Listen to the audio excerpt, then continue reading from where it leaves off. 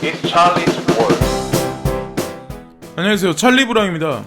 지금 여기 사자인에 나와 있는 내용이 뭐냐면 빗썸 암호화폐 거래소가 미국에서 역외 인수를 추진한다, 뭐 이런 내용이거든요. 그래서 그 내용인즉슨 CNBC의 블록체인 익스체인지 얼라이언스는 여기 보시면은 그리고 싱가포르 주식 공개를 고려하고 있지만 IPO를 완수하려면 최대 2년을 기다리기를 원하지 않는다고 전했다. 소식통은 합병된 회사가 장외시장 OTC마켓에서 뉴욕 증권거래소와 나스닥에 상장할 것이라고 덧붙였다 라고 이제 기대감을 올리는 그런 문장이 딱 나왔고, 디테일하게 이제 얘기가 나온 게 뭐냐면 미국 경제 및 금융 전문 미디어 CNBC가 국내 암호화폐 거래소 빗썸이 최대 주주로 있는 BXA가 미국 상장사 인수를 통해 현지 우회 상장을 추진하고 있다고 보도했다. 미디어에 따르면 BXA는 최근 블록체인 인더스트리와 법적 구속력이 있는 의향서를 제출했으며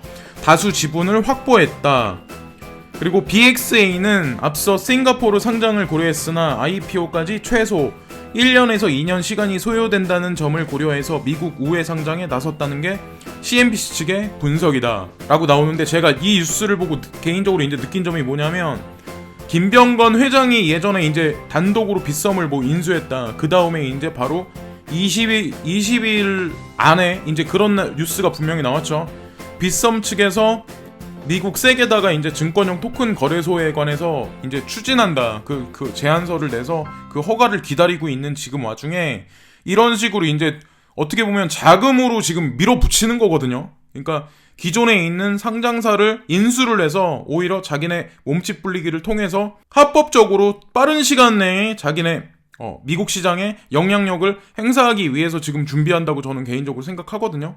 어떤 그런 하나의 일환이 아닐까. 근데 그 배후에는 제가 개인적으로 생각했을 때 소뱅의 손정희 회장님이 아닐까라는 생각을 하거든요. 김병곤 회장님이 어떤 자금이 있어서 이렇게 계속 이런 거를 밀어붙일까라는 생각을 합니다. 저는 이제 개인적으로. 여기 나와 있는 내용 보면 수많은 미국의 이제 투자자들이 지금 현금 자산을 계속해서 이제 홀딩하고 있대요. 근데 이 사람들이 왜 그러냐면 다우존스가 지금 되게 약하게 보이고 흔들리고 그렇게 느끼기 때문에 자기네는 그렇게 하고 있다. 왜 그러냐에 관해서 이제 나온 건데, 단기적으로 투자자들은 3월 1일까지 미국과 중국 간의 포괄적인 무역 협상 탈락 가능성을 고려할 때 미국 주식시장과 다우존스의 미래 성과에 대해 여전히 불확실하다고 여긴다. 그리고 스탠다드 라이프 에버딘의 공동 CEO인 마틴 길버트는 CNBC와의 인터뷰에서 양국 간의 지정학적 리스크가 글로벌 시장에서 많은 불확실성을 초래했다고 말했다. 그래서 오늘 아마 아시겠지만 오늘도 협상이 결렬됐잖아요. 된다 안 된다 하면서 아마 계속 흔들어 제낄 거예요. 제가 봤을 땐 그러면서 아마 뭐 주식시장이 잠깐 방등세가 있어도 곧바로 그 하락할 확률이 저는 높다고 생각하거든요.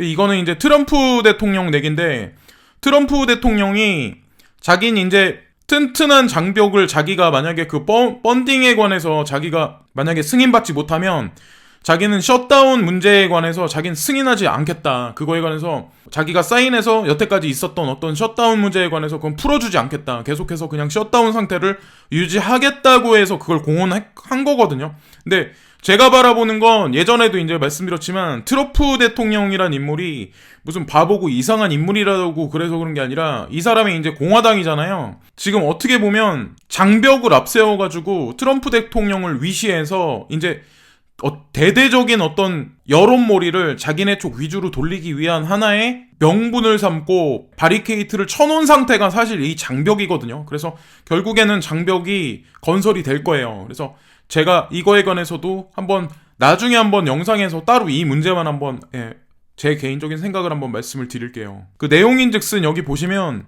CNN에서 말한 건데, 미국 대통령 도널드 트럼프는 국경의 벽에 대한 자신의 요구에 따라 최대 못하게 하겠다고 선언했다. 화요일 아침 트위터에서 트럼프는 민주당이 정부 폐쇄로 정치적 게임을 한다고 비난하면서 주요 캠페인 약속을 이행하겠다고 다짐했다. 그래서 자기가 처음부터 공약을 내세웠던 게 몇 가지가 있어요. 근데 그것 중에 어떻게 보면 가장 커다란 것 중에 장벽을 건설하겠다고 했던 것도 지금 실행을 하는 거거든요. 정치적 불안성은 어떻게 보면 미국에서 가시지 않을 확률이 되게 높다는 거죠. 단기간에 끝나지 않을 확률이 높다고 생각을 해요. 저는 개인적으로. 여기 나와 있는 것도 지금 보시면은 다우존스가 400포인트가 하락을 했는데 미국하고 중국의 무역전쟁에 관해서 그 회담을 하기로 개최된 게 그게 결렬됐어요. 결렬되면서 이제 이런 식의 결론이 도출이 됐는데 미중 무역회담 취소. 그래서 한 소식통은 CNBC와의 회견에서 로버트 라이드 화이자 무역대표의 중국의 무역 담당 차관이 이번 주에 계획된 회의가 취소됐다고 밝혔다. 백악관과 베이징 간의 계속되는 의견 차이는 취소에 기여했다. 그 이야기는 아직 발전 중이지만 대통령은 중국의 놀기를 멈추라고 말했다. 그래서 서로 아직까지도 으르렁거리면서 근데 제가 이 뉴스를 보고 한 가지 말씀드리고 싶은 게 뭐냐면 어저께인가 대대적으로 막 무슨 뭐 매일경제TV 무슨 경제TV 그런 뭐 경제TV 이런 주식하고 관련된 애널리스트들이 대거로 뭐 미중 무역 전쟁이 뭐 이제 끝났다. 그래서 뭐 주식 시장이 오를 거다. 앞으로 그런 식으로 계속 얘기를 했는데 한국 주식 시장이든 미국 중국이든 전 세계가 이 불안감은 저는 절대적으로 단기간에 끝날 문제가 절대 아니라고 생각을 하거든요. 그래서 현물 경제 시스템의 축소나 아니면 불안감에 관해서 어떻게 보면 지금은 아니지만 분명히 그거에 대한 득을 볼 거는 암호화폐 시장이라고 저는 확신합니다. 항상. 그 이유스는 코인베이스가 암호화폐 적극 투자 14개 관련 업체 인수. 코인베이스가 인수한 회사는 암호화폐 전문 업체 언닷컴을 비롯해서 탈중앙화 거래소 파라덱스, 브로커달러, 시스템, 키스톰, 캐피탈 등 14개 암호화폐 관련 업체다. 그래서 코인베이스도 마찬가지로 지금 적극적으로 계속 투자를 하고 있는 거죠. 시장이 물론 죽어있긴 하지만 저는 기관 투자자나 아니면 이 대형 거래소들이 움직인다는 느낌을 전 어떻게 보면 시장이 분명히 어느 순간에는 살아나기 직전이라고 저는 생각을 하거든요.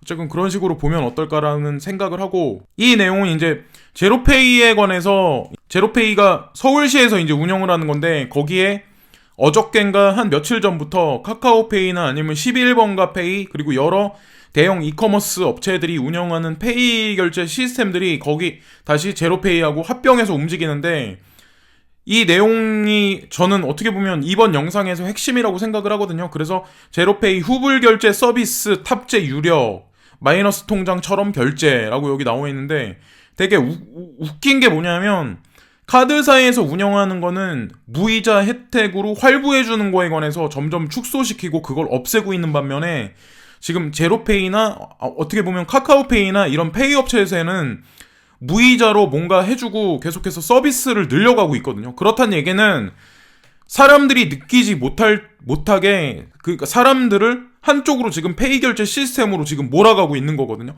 전통적인 은행 시장에서 이쪽으로 지금 결제 시스템에 관해서 대중들을 지금 양몰이하거나 소몰이하고 있는 거죠. 내용을 쭉 보시면 계좌에 잔액이 없어도 50만원 한도 안에서 일종의 마이너스 통장처럼 결제가 가능해질 것으로 전망된다. 신용카드 결제에 익숙한 소비자 유효 효과는 클 것으로 분석된다. 그래서 신용카드 쓰던 사람이 이쪽으로 몰려갈 확률이 높고 22일 업계에 따르면 하나금융과 SK텔레콤 합작사인 핑크가 제로페이 본사업 참여를 확정하고 조만간 후불 결제 서비스를 제로페이와 연동키로 했다. 자, 카드사는 어떻게 보면 신용카드 업계는 죽이고 있는 반면에 지금 어떻게 보면 페이 결제 시스템에 관해서는 지금 신용 결제 같은 거를 지금 늘리고 있는 현재 형국이거든요. 그래서 달리 한번 해석을 한번 해보면 전통적인 금융시장은 죽이고 있고 지금 새롭게 떠오르고 있는 페이 결제 시스템에 관해서는 지금 시장성을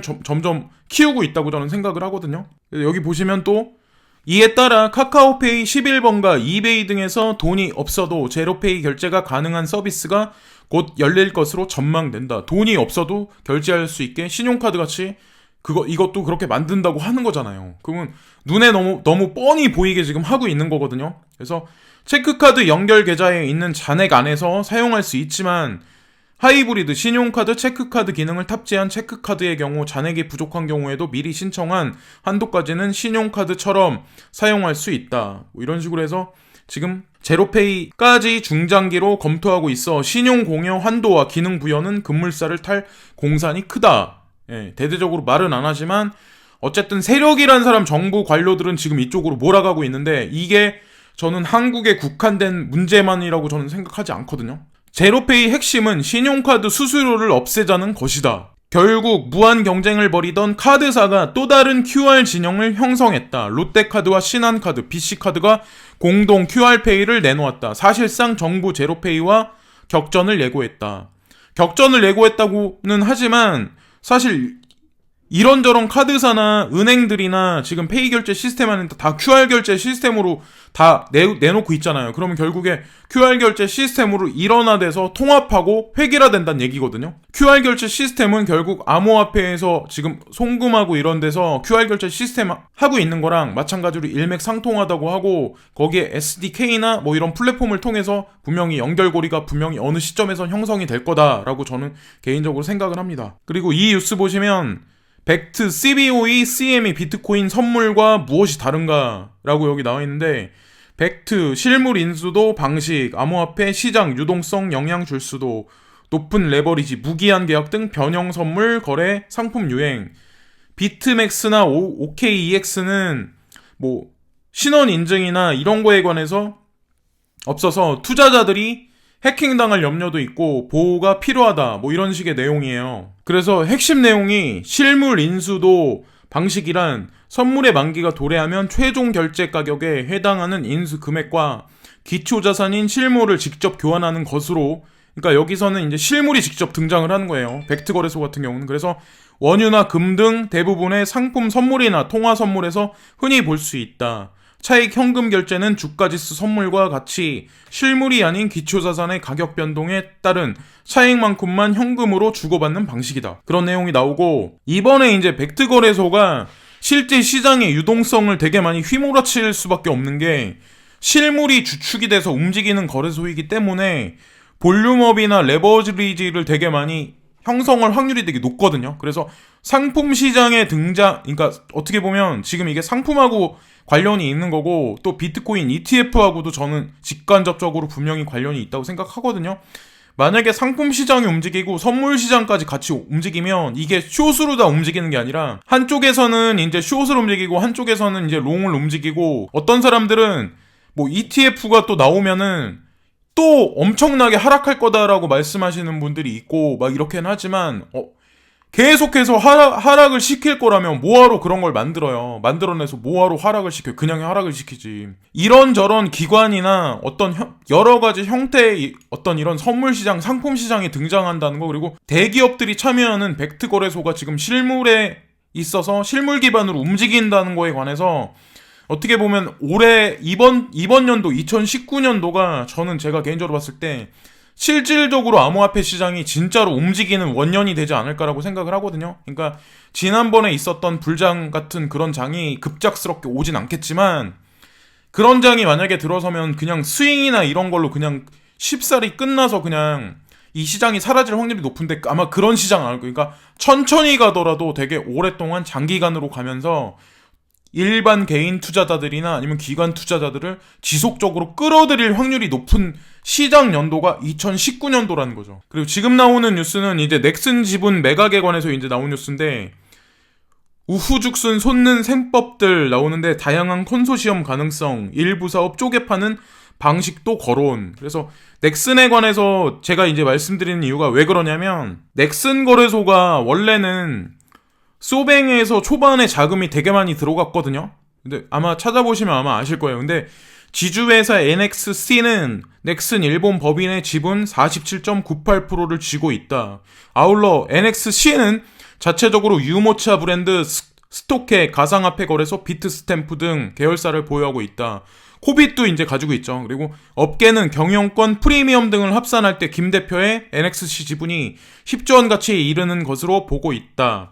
근데 이 대목을 또 자세히 보셔야 되는데, 현재 넥슨 매각 주관사는 도이치증권과 모건 스탠리다. 미국 기업이 여기 껴있어요. 관여하는데, 그리고 사고 파는데, 그리고 가장 유력한 인수 주체로 거론되는 중국 텐센트의 경우 인수 자문사로 지금 여기 선정된 게 예를 들어서 엔트 파이낸셜이 여기 낄 수도 있거든요. 근데 여기 엔트 파이낸셜이 끼지 않았잖아요. 자문사로 골드만삭스를 선정하고 입찰에 박차를 가하고 있다. 왜 여기다가 왜 엔트 파이낸셜이 여기 들어가 있는 게 아니라 왜 골드만삭스가 들어가 있을까요? 자, 여기서 제가 말씀드리고 싶은 게 뭐냐면, 사람들은 중국 자본은 중국 자본, 미국 자본은 미국 자본이다, 뭐 이분법적으로 생각하는 경향이 되게 큰데, 제가 개인적으로 판단하는 건 뭐냐면, 미국 자본이든 유태계 자본이든 뭐 독일 자금이든 그런 어떤 한번이나 커다란 금액들이 기업 내에서 기업을 인수하고 이런 데는, 저는 어떤 그림자 금융 세력이란 그런 사람들이 분명히 그 이권 관계가 분명히 껴있다고 생각을 하거든요. 만약에 이 사람들 같은 경우도 텐센트에서 만약에 인수하길 바라고, 만약에 미국 업체가 중간에 끼질 않기를 바란다면 거기에 분명히 엔트 파이낸셜을 넣는 게 당연한 거죠. 거기 여기 들어가 있지가 않잖아요. 그러니까 뭐 중국 코인이 뭐 어떻고 미국 코인이 어떻다 이렇게 말하는 거는 좀 약간 어불성설이 아닐까, 그런 식으로 생각을 합니다. 네, 지금 그래서 이런저런 뉴스를 보여드리고, 지금까지 찰리브랑이었습니다. 감사합니다.